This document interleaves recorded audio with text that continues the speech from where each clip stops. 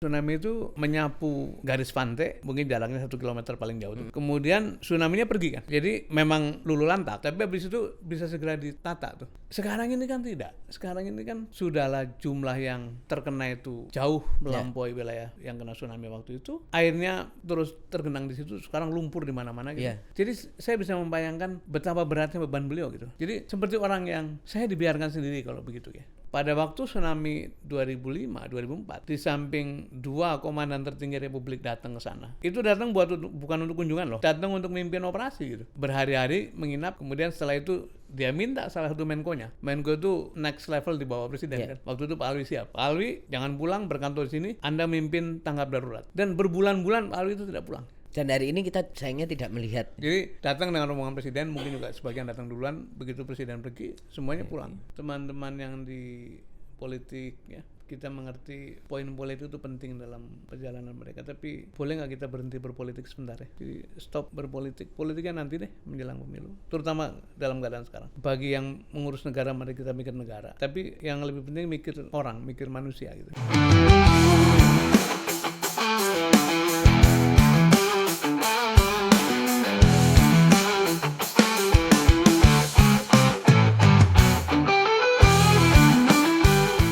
Sahabat Kompas.com, bertemu lagi bersama saya Tatang Guritno di acara Kelas White, unggulan nomor 1 Kompas.com, gaspol, ngobrol gas pasti. Ya kita hari ini sebelum memulai kita mengucapkan bela sungkawa untuk teman-teman di Sumatera atas bencana yang terjadi. Semoga segera dipulihkan dan semoga segera menemukan solusi-solusi lah atas teman-teman yang masih ada di sana.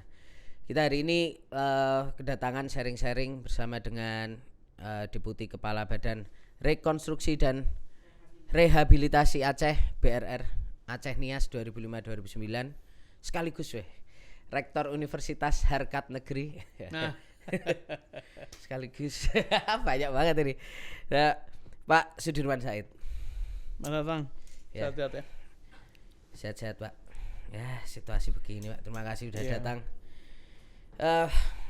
Pak Dirman, sebenarnya kita tuh pengen banyak mungkin untuk teman-teman yang melihat akan melihat ini cerita tentang masa lalu, tapi rasanya penting untuk situasi hari ini, di mana waktu itu Pak Dirman sempat menjadi bagian dari BRR Aceh Nias, di mana di situ kita tahu itu adalah badan yang dibentuk untuk membantu pembangunan Aceh lagi pasca tsunami ya. Pasca tsunami ya. Pasca tsunami, dan kita lihat hari ini Aceh juga luar biasa parahnya gitu.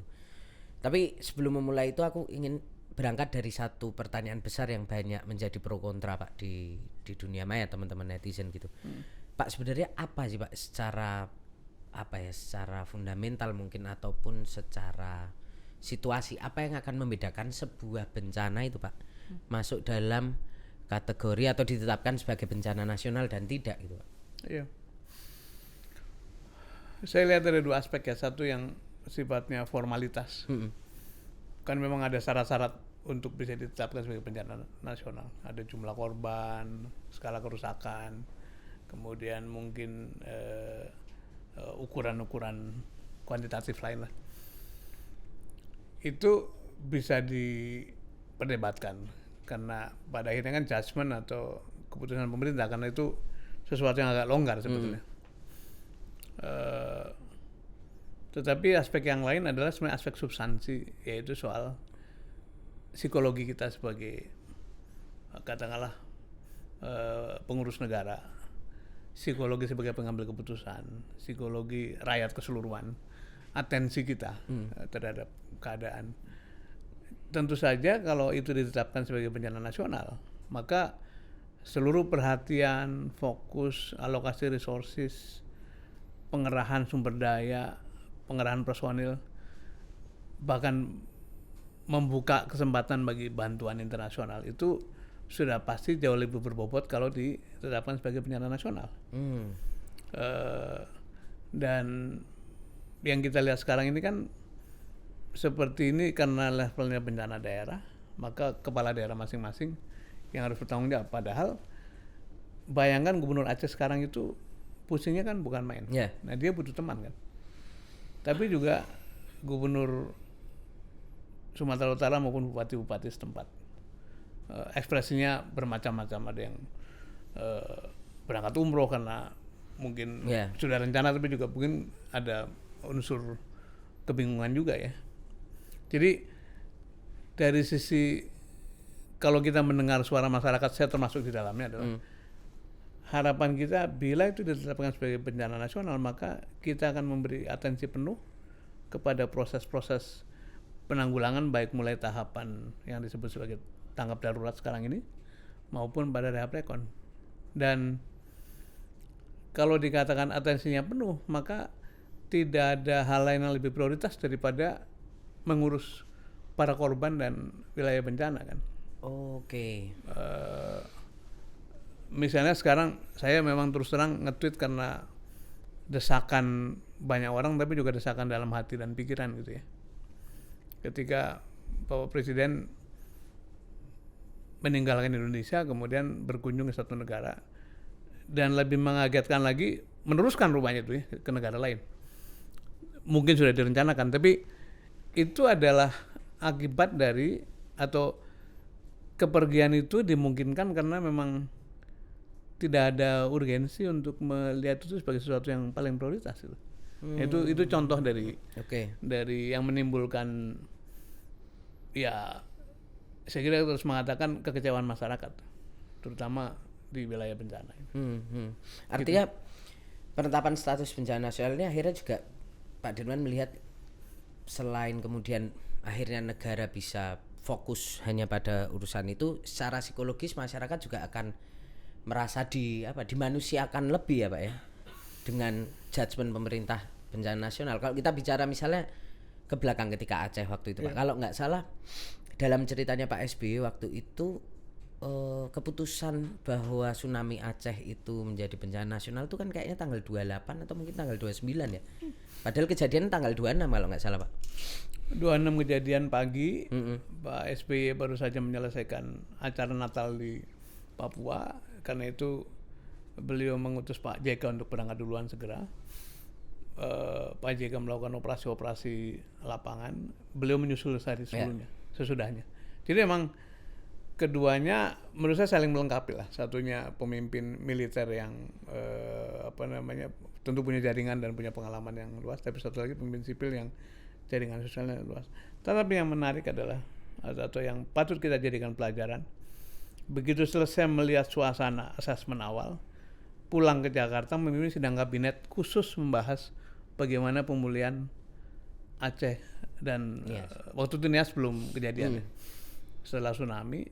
Dan tidak lama kemudian, kalau tidak salah tanggalnya 10 Januari 2005, itu artinya hanya beberapa hari setelah itu kemudian mengundang yang namanya Tsunami Summit. Sekjen PBB hadir, sejumlah kepala negara sahabat hadir, tentu saja World Bank, UN semuanya hadir. Di situ memberi satu signal bahwa betapa pentingnya rakyat yang terutama di wilayah bencana untuk ditolong. Bahkan cara menolongnya dengan mengatakan kurang lebih kan ketika Presiden membuka bantuan internasional, artinya kan mengatakan saya tidak mungkin sendirian karena begitu hebatnya yang mesti ditolong gitu ya. Maka saya mengundang negara sahabat untuk bersama-sama melakukan rescue dan melakukan rehab rekon ke depan gitu. Bahkan Mas Tatang kita harus ucapkan ini. Waktu itu kan Aceh belum damai. Masih konflik ya. Masih konflik antara GAM sama pemerintah pusat lah. Dan tentu saja dari segi militer itu sangat sensitif. Waktu itu terjadi perdebatan apakah kita akan membuka wilayah Aceh untuk pertolongan dari tentara-tentara asing, karena setiap tentara itu kan punya pasukan untuk rescue yang non war operation namanya gitu ya. Dan diputuskan oleh Panglima, tentu saja oleh Presiden, dibuka. Ketika itu Pak Panglima Sutarto diundang oleh Komisi Pertahanan dan di situ dihujat. Dikatakan Anda tidak nasionalis karena wilayah konflik yang masih berlangsung kok membuka pasukan asing, itu kan akan membuat mereka lebih kuat, dan akhirnya kita secara ini dilemahkan. Ketakutannya justru Ketakutannya ada di begitu. situ. Kenapa? Karena Pak Tarto sampai menelpon Panglima Kawasan Asia Pasifik untuk meminta kapal induk yang kembali ke wilayah Aceh untuk membuka rumah sakit terapung, kemudian menggunakan seluruh persenjataan atau alat-alat untuk menolong korban. Waktu itu penerbangan helikopter Chinook yang sangat terkenal itu, yang bisa bawa apa saja kira-kira gitu. Lebih dari itu, waktu itu kan bandara lumpuh. Jadi seingat saya yang membuat bandara hidup kembali adalah tentara Singapura. Jadi membawa segala karena paling dekat kan. Jadi mereka membawa tower sementara, alat-alat komunikasi dan sebagainya. Nah, ketika itu Pak Tarto jawabannya begini di Komisi 1 itu. Saya lebih baik dikatakan tidak nasionalis daripada membiarkan korban yang masih hidup tidak tertolong, membiarkan yang sakit tidak diobati, dan akhirnya bertambah jumlah korban. Ini soal kemanusiaan, bukan lagi soal konflik. Konflik yang nanti diurus belakangan. Jadi menempatkan kemanusiaan, keselamatan warga, menolong korban, memberi makan supaya korban tidak lapar, supaya ada shelter sementara, supaya tidak kehujanan terus-menerus.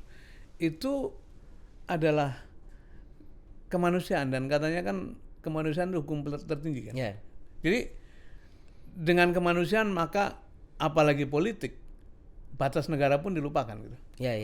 Nah itu esensinya kenapa kita terus mendorong supaya ini dijadikan bukan sebutan prioritas nasional, karena itu nomenklaturnya kan tidak ada, tapi tetap kalah sebagai bencana nasional. Saya menyaksikan interviewnya seorang presenter dengan Gubernur Aceh ya, ditanya bagaimana pendapat gubernur lah. Beliau tidak banyak berkata, tapi kemudian menangis. Itu kan sebenarnya jeritan dalam hati yang dalam sebetulnya gitu. Apa yang bisa ditangkap dari situasi itu, Pak Dirman? Dari kalau kita lihat dari ini kan, nggak tahu ya, sepenangkapanku aku merasa bahwa Mualem ini menunjukkan beberapa part yang berbeda dengan pemerintah pusat. Ketika misalnya salah satunya Mualem mengatakan bahwa kita terbuka dengan bantuan dari asing, tapi di sisi yang lain pemerintah pusat mengatakan oh enggak, kita belum butuh bantuan asing. Dan kemudian dalam interview dengan Mbak Najwa Shihab itu ya, kita lihat bagaimana pedihnya gitu ya, seorang Mualem gitu, sebagai orang yang juga waktu itu bahkan dari seminggu setelah tsunami itu datang, dan Pak Dirman bahkan mengetahui bagaimana proses rehabilitasi, bahkan rekonsiliasi di Aceh waktu itu. Apa yang bisa ditangkap gitu dari situasi yang dirasakan Mualem? Kalau dari jauh ya, ini analisis lah. Psikologi Muzakir Manaf ini psikologi campuran antara pernah mengalami sebagai gerilyawan gitu, kemudian damai masuk ke dalam masyarakat sipil baru, tapi kemudian dia masuk ke politik, bangun partai, terpilih jadi wagub waktu itu, kemudian berhenti, masuk lagi, terpilih jadi gubernur. Dia ngalami dinamika Aceh dari waktu ke waktu, dan begitu pun waktu tsunami pasti dialami betul. Saya kebetulan berkesempatan ketika pertama kali turun gunung itu, kami menjemputnya di satu wilayah di Benar Meriah, kemudian bersama-sama naik pesawat keliling ke berbagai titik. Saya masih ada fotonya tuh. Jadi beliau memahami betul suasana Aceh, wilayah-wilayah Aceh. Dan sekarang setelah mengalami musibah seperti ini, tahu betul dampak dan magnitude-nya gitu. Ada seorang teman mencoba menaruh peta Jawa dan Bali di atas Sumatera. Itu kurang lebih wilayah yang rusak itu setara dengan Jawa Bali itu gitu. Nah bedanya dengan tsunami dulu, tsunami itu menyapu garis pantai, mungkin jaraknya 1 kilometer paling jauh tuh. Kemudian tsunami-nya pergi kan. Jadi memang lulu lantak, tapi habis itu bisa segera ditata tuh. Ada susulan gempa, walaupun skalanya enggak. Saya mengalami gempa berkali-kali juga di sana. Sekarang ini kan tidak. Sekarang ini kan sudahlah jumlah yang terkena itu jauh melampaui wilayah yang kena tsunami waktu itu. Airnya terus tergenang di situ, sekarang lumpur di mana-mana gitu. Iya. Bahkan Banjir susulan ya, banjir Pak? susulan. Iya. Beberapa daerah karena memang ini kan Desember musim yang berat sebetulnya. Jadi saya bisa membayangkan betapa beratnya beban beliau gitu. Nah, sementara ketika bertemu langsung dengan pimpinan tertinggi mengatakan ini urusan daerahmu gitu. Jadi seperti orang yang saya dibiarkan sendiri kalau begitu ya. Nah, sekarang ini pelajaran lagi, bukan mau banding-bandingkan. Pada waktu tsunami 2005, 2004, di samping 2 komandan tertinggi Republik datang ke sana, itu datang bukan untuk kunjungan loh, datang untuk mimpin operasi gitu. Berhari-hari menginap, kemudian setelah itu dia minta salah satu Menko-nya. Menko itu next level di bawah presiden kan. Waktu itu Pak Alwi siap. Pak Alwi jangan pulang, berkantor di sini, Anda mimpin tanggap darurat. Dan berbulan-bulan Pak Alwi itu tidak pulang.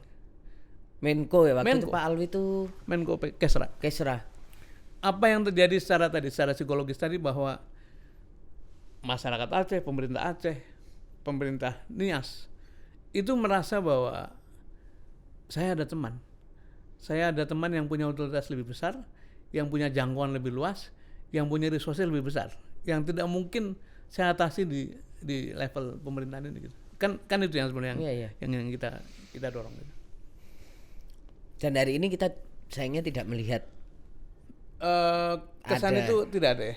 Kesan itu tidak ada atau ada satu pejabat kita yang benar-benar berkantor di sana dalam waktu yang lama gitu ya. Jadi datang dengan rombongan presiden, mungkin juga sebagian datang duluan, begitu presiden pergi semuanya pulang dan berganti-gantian aja, Pak. Seperti itu. Gitu. Nah, ini ada juga, Pak, satu pertanyaan. Kalau dulu itu kan sebenarnya ketika tsunami Aceh itu kan menjadi juga apa ya, Pak? Akhirnya cikal bakal terbentuknya BNPB kan, Pak. Kalau nggak salah ya kan waktu itu. Dan sekarang hari ini kita lihat bahwa kemarin sempat yang juga memicu apa ya, kemarahan publik itu ketika BNPB sempat mengatakan, walaupun dia sudah minta maaf, juga sempat mengatakan bahwa bencana lebih ramai di medsos, nggak separah itulah gitu. Dan kemudian belakangan Mensos juga kemudian muncul mengomentari bahwa kalau misalnya teman-teman mau bikin donasi lebih baik lapor dulu, karena kan kita kemarin tahu ada salah satu teman kita lah, Ferry Irwandi itu melakukan 10 miliar ke sana gitu. Kemudian muncul kayak apa ya, Pak, rasanya ada banyak kekecewaan publik akibat dari komunikasi dari elit kita, bahkan di situasi bencana ini. Situasi apa yang terjadi di elit kita hari ini, Pak? Menurut sebagai background, konsep BNPB itu memang antara lain adalah buah dari kerja BRR. Karena waktu itu kita kira-kira pengen mendorong kesiagaan nasional. Nah, konsepnya sebetulnya gini, BNPB itu menjadi semacam core, semacam intinya gitu ya.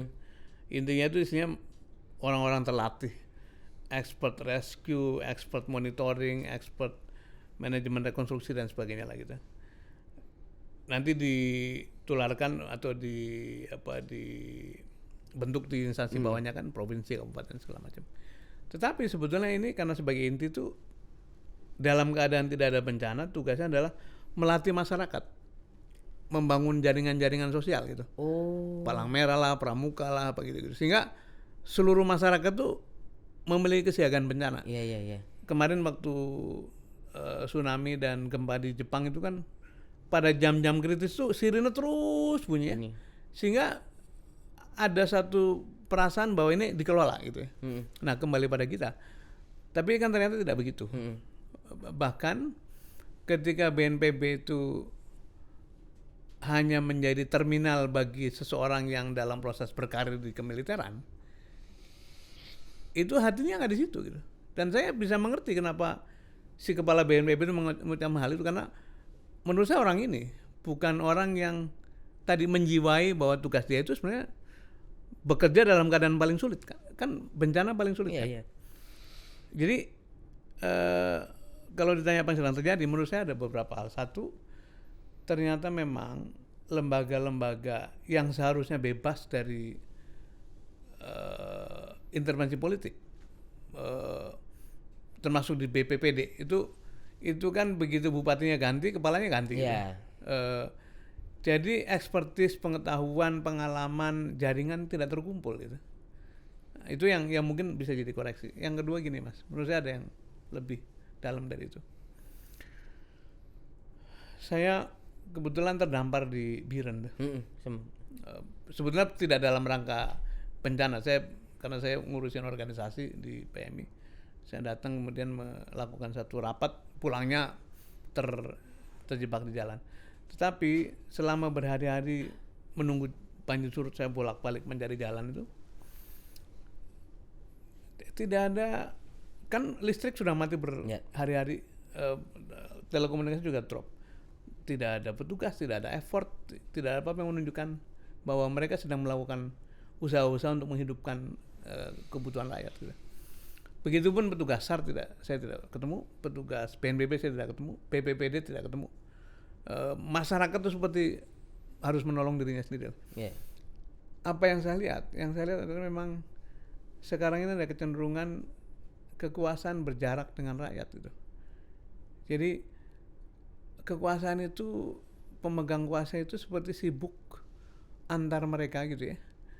Dan buktinya apa? Buktinya ketika terjadi krisis begini, itu seperti gagap semua kan. Jadi ada hal yang mesti dikoreksi dalam cara pengurusan negara kita menurut saya. Karena instead of tadi fokus pada rakyat, apalagi kalau saya sering ngomong sekarang ini sesungguhnya biaya bernegara hampir seluruhnya dibayar rakyat dengan pajak yang 95% itu. Tapi kok tadi jarak antara otoritas dengan masyarakat makin lebar.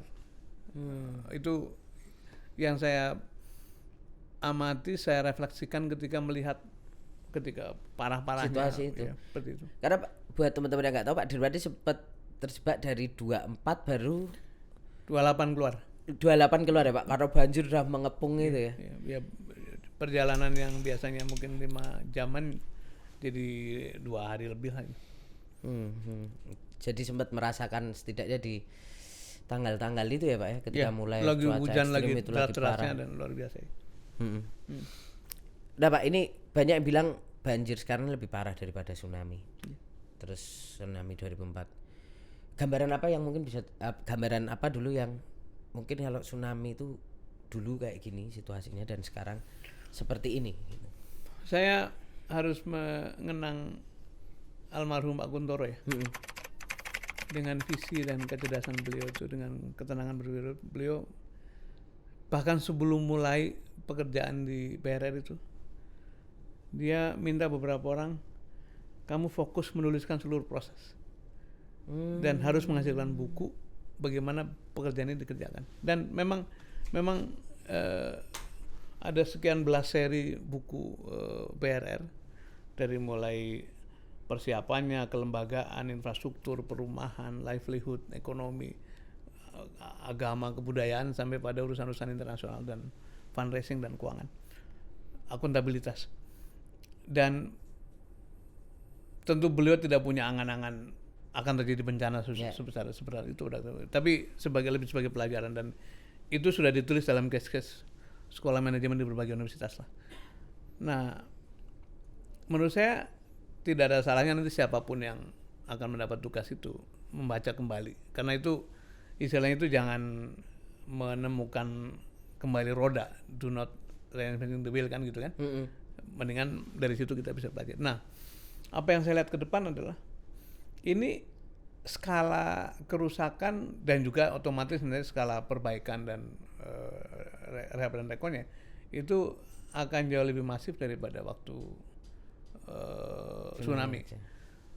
Meskipun mungkin kerusakan infrastruktur karena tidak ada gempa yang dahsyat mungkin relatif oke, artinya, tapi rumah akan luar biasa, pertanian akan luar biasa, perlu pembangunan besar-besaran, irigasi, jalan ya, sampai pada urusan kehidupan masyarakat, karena sumber hidup mereka kan pasti banyak yang kena gitu. Jadi kembali diperlukan orang yang tidak sekedar punya otoritas tapi juga harus punya hati untuk mengurus wilayah bencana nanti itu. Dan dalam keadaan tadi kultur kekuasaan yang saya sebut semakin berjarak, itu mungkin tidak mudah, dan mudah-mudahan nanti pengurus negara, para pemimpin bisa menemukan tim yang tepat lah untuk mengembalikan wilayah bencana ke normal tadi. Normal lagi. Karena mungkin gini Pak, yang aku juga sebenarnya penasaran.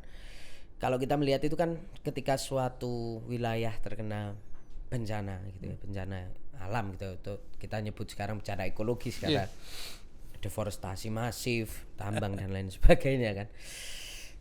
Luluh lantah Aceh, Sumatera gitu ya Pak. Itu sebenarnya ketika dulu belajar dari situasi pemulihan di tsunami itu Pak, butuh waktu berapa tahun Pak? Karena kan balik lagi ini tidak hanya sekedar membuat pemukiman sementara huntap terus kemudian dipindah ke hunian yang permanen.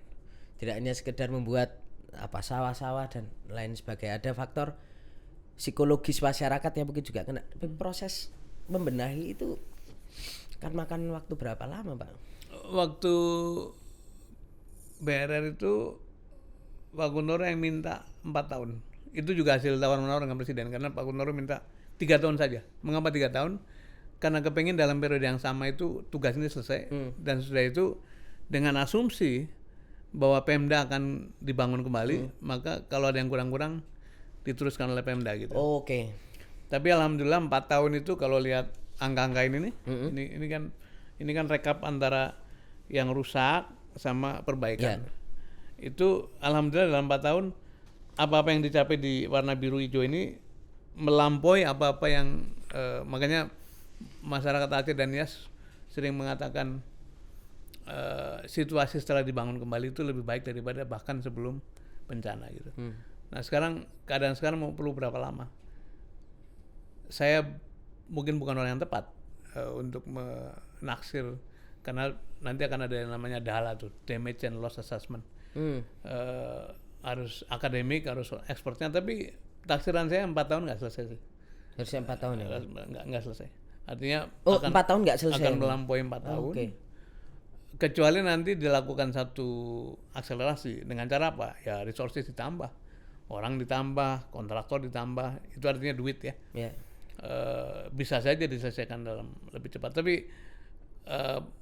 karena luasnya cakupan sama, saya menduga membersihkan lumpur, tanah-tanah yang mengalir dari bukit itu akan perlu waktu yang tidak mudah. Karena di samping mungkin ngambilnya pakai alat cepat, tapi habis itu kan buangnya kemana? Itu kan juga perlu studi yang serius lah, seperti itu. Dan itu udah benar-benar campur sana sini ya Pak ya? Lumpur di sawah, di rumah, di jalan segala macam. Jadi nanti akan perlu satu desain ulang landscape ya mungkin ya. Karena harus antisipasi juga.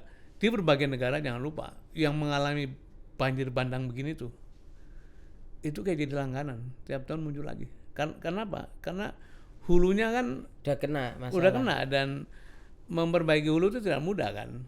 Itu artinya nanam pohon lagi, memulihkan daerah aliran sungai segala macam, itu bukan sesuatu yang mudah. Artinya takes time. Nah karena itu memang harus siap-siap keadaan yang lebih buruk ya. Misalnya kalau terpaksa kita mesti mengantisipasi tiap tahun ada hujan deras tuh muncul, walaupun mungkin skalanya berbeda, itu lumpur-lumpur tadi mesti diapakan tuh. Itu kan sesuatu yang.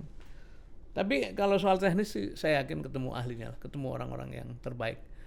Tapi tadi attitude kita secara kolektif itu harus betul-betul melihat ini sebagai suatu prioritas, karena memang sedih lah kalau ngelihat keadaan sekarang.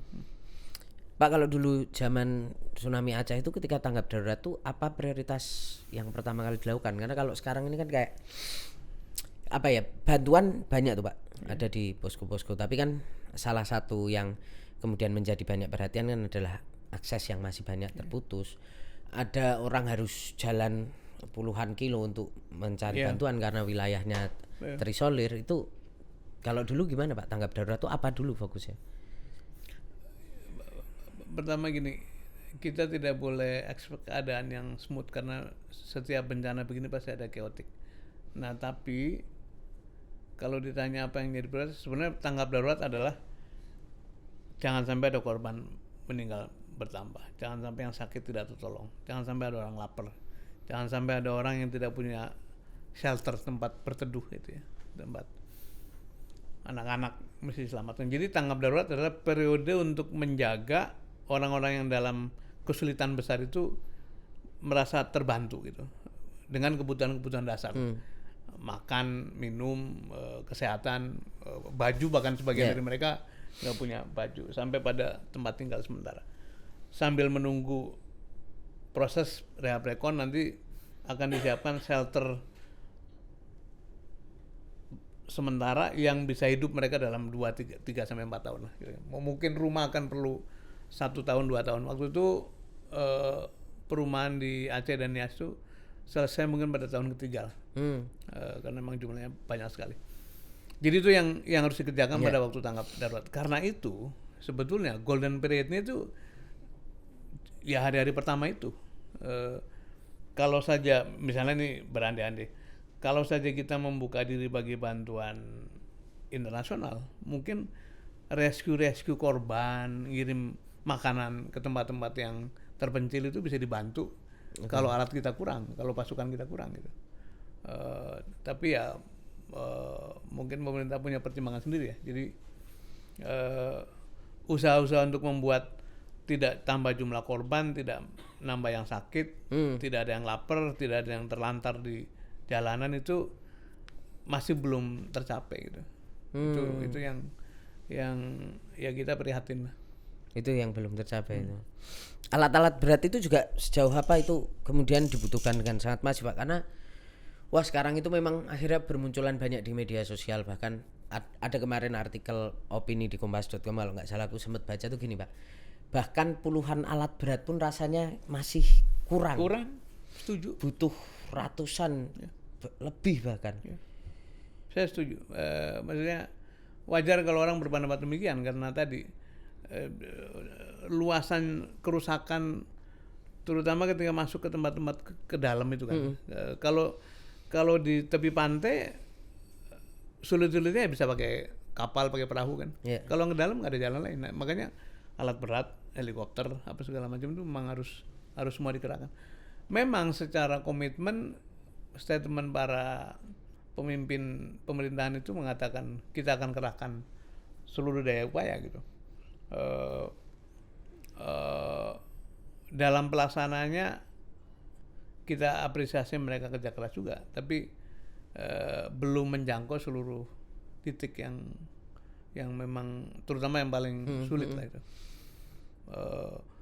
Sekarang ini kan tentu tiap hari ada update ya, daerah-daerah yang terisolir makin sedikit jumlahnya, mudah-mudahan bisa ditembus seluruhnya. Tapi kalau saja itu diperbanyak, itu mungkin akan lebih cepat. Akan lebih cepat. Kalau informasi dari teman-teman PMI gimana Pak Dirman, situasi di spesifik khususnya di Aceh itu ya, yang sekarang masih banyak kita lihat. Sekarang teman-teman PMI dari Jawa Tengah, dari Jawa Barat, dari DKI, dari berbagai daerah mulai dimobilisasi ke sana, karena kita menyadari pasti sangat lelah teman-teman Aceh. Karena pada waktu kejadian kebetulan baru saja berkumpul di Takengon, melakukan musyawarah provinsi, pas malam itu kejadian. Kemudian tidak seluruhnya bisa langsung menuju kembali ke lokasi masing-masing. Bahkan mesti jalan kaki turun gunung 2 hari lamanya. Terus begitu sampai di kabupaten kota masing-masing langsung operasi melakukan bantuan kemanusiaan. Nah, menurut keterangan dari mereka, ya mereka berhasil nembus wilayah-wilayah paling sulit karena memang punya bot, punya perahu karet, punya alat-alat lah. Tapi tetap saja kekurangan. Makanya tadi kemudian Pak Ketum mulai mengirim pasukan dari tempat lain, dari daerah lain, karena memang kita ada asas kesemestaan, dan mungkin kita juga sedang mempertimbangkan PMI, Palang Merah negara lain untuk membantu. Sekarang ini mereka sudah memberikan bantuan, Kanada memberi bantuan, Australia memberikan bantuan, Amerika Amcros memberi bantuan, Jepang juga, Singapura semua. Tapi belum mengirimkan personelnya gitu. Oh, personelnya belum. Tapi baru obat-obatan Iya, dan bahan makanan. Pak, situasi ini juga memicu apa ya? Satu gerakan solidaritas yang cukup masif lah, teman-teman di media sosial. Warga jaga warga, warga bantu warga. Kalau misalnya hari ini mungkin bisa memberikan sedikit masukan gitu, apa yang sangat diperlukan dalam gerakan ini ketika kita tahu bahwa pemerintah mungkin juga masih lambat, masih membutuhkan bantuan gitu. Saya ingin mengatakan begini, teman-teman yang di politik ya, kita mengerti poin politik itu penting dalam perjalanan mereka, tapi boleh nggak kita berhenti berpolitik sebentar ya? Jadi stop berpolitik, politiknya nanti deh menjelang pemilu, terutama dalam keadaan sekarang. Bagi yang mengurus negara, mari kita mikir negara, tapi yang lebih penting mikir orang, mikir manusia gitu. Jadi sebaiknya tidak ada komentar-komentar wong warga negaranya bisa menghimpun dukungan untuk warga negara yang lain kok jadi masalah gitu. Jangan bersaing dengan warga, karena warga itu bukan untuk disaingi tapi untuk diayomi gitu. Dan kita malah harus mendorong orang-orang seperti Ferry Irwandi, orang-orang seperti Mbak Nana juga dengan afiliasinya dengan Save the Children segala macam jalan, Palang Merah, Pramuka, semua komunitas-komunitas, ikatan alumni kan sekarang senang bergerak semua tuh. Jadi kita dorong semua inisiatif warga untuk menolong sesama, dan tugas penyelenggara negara, tugas pengurus negara itu memfasilitasi gitu. Saya bayangin misalnya gitu ya, kemarin itu kan ada isu bantuannya warga yang sudah mendapatkan slot di penerbangan di drop, dibatalkan karena seluruh slot mau dipakai untuk membawa bantuan yang dari pemerintah. Sebetulnya bagi masyarakat yang menerima kan tidak ada bedanya bantuan dimanapun gitu ya. Bener. Jadi malah seharusnya itu pemerintah tuh menyediakan slot sebanyak-banyaknya bagi warga yang ingin mengirimkan bantuan kepada sesama warga ke tempat bencana gitu. Coba bayangin kalau pesawat angkutnya itu diperbanyak, bahkan mungkin charter flight ditambahin ya untuk mengirim orang maupun barang. Menurut saya itu sangat simpati dan warga pasti akan senang gitu. Nah, kalau warga negara kemudian dijadikan kompetitor, ya itu namanya berpolitik kan masih kan. Kalau bukan dari kelompokku ya jangan ikut. Nah itu yang saya bilang, sementara berpolitiknya berhenti dulu deh. Cuti lah, cuti libur dulu. Kita ngurus negara, ngurus bangsa, ngurus masyarakat, ngurus rakyat, ngurus kemanusiaan. Pak, kalau dulu zaman tsunami itu apa sih Pak yang sebenarnya mendasari pemerintah kita tuh membuka gitu bantuan dari luar negeri gitu? Menurut saya kalau pakai kata kuncinya kata kuncinya itu campuran antara visi, wisdom, judgment, juga pemahaman tentang keadaan gitu ya. Jadi kalau dibungkus semua itu leadership tuh, kepemimpinan. Jadi kepemimpinan itu saya mengajar dan belajar mengenai leadership. Bedanya manajemen sama leadership katanya begini. Manajemen itu do the things right. Kepemimpinan itu do the right things. Artinya apa? Leadership itu dimulai dengan memilih, menentukan apa yang terbaik yang harus dikerjakan pada waktu keadaan tertentu gitu, termasuk menghadapi bencana. Jadi membuka bantuan asing, memprioritaskan korban supaya nggak bertambah, fokus pada menolong mereka, itu do the right things, itu leadership gitu. Jadi itulah yang membuat tindakan-tindakan para pemimpin pada waktu itu begitu rupa gitu. Dan hasilnya tentu saja di samping diapresiasi oleh masyarakat korban bencana, tapi juga diapresiasi dunia tuh. Kita disebut sebagai negara yang terbaik yang melakukan rehab rekon setelah tsunami tahun 2000. Itu yang menyebut forum di PBB tuh. Padahal waktu itu kalau kita bicara masa itu pemerintahan Pak SBY dan Pak JK itu baru 2 bulan. Baru 2 bulan. Ya, Oktober dilantik, Desember pecah tsunami. Terus keadaan belum damai. Ya kan? Jadi lapangan sosialnya sebenarnya lebih berat sebenarnya. Iya. Cuman ya tindakan-tindakan yang tepat waktu itu ternyata membuahkan hasil. Ini Pak, pertanyaan soal kira-kira fase rekonstruksi dan rehabilitasi setelah ini apa yang mungkin harus, ya kita kan bisa memberikan masukan ya Pak. Iya. Ada pemerintah, dilakukan pemerintah harus gimana Pak? Ya sekarang tim nasional tanggap darurat kan juga belum terbentuk. Ada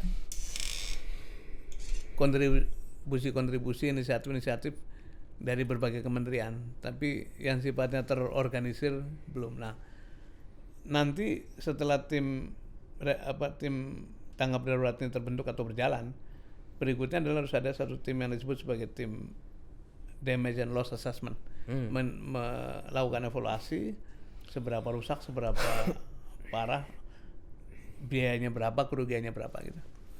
Nah, kemudian tahap berikutnya menurut keterangan dari yang saya dengar di keterangan resmi pemerintah, mereka mengatakan sudah disiapkan segala macam. Tapi ya itu yang kita tunggu, dan sesudah itu dibentuklah satu apakah tim, apakah lembaga untuk menyelenggarakan rehab rekon. Dan tadi kita membutuhkan pribadi-pribadi yang melampaui soal otoritas ya. Jadi beyond authority lah, karena mengerjakan barang sulit begini memerlukan hati gitu. Dan ada orang-orang seperti itu, tinggal diberi kesempatan untuk ikut ambil bagian. Ya. Ya Pak, ada pertanyaan titipan, bukan dari saya Pak, dari balik belakang layar Pak.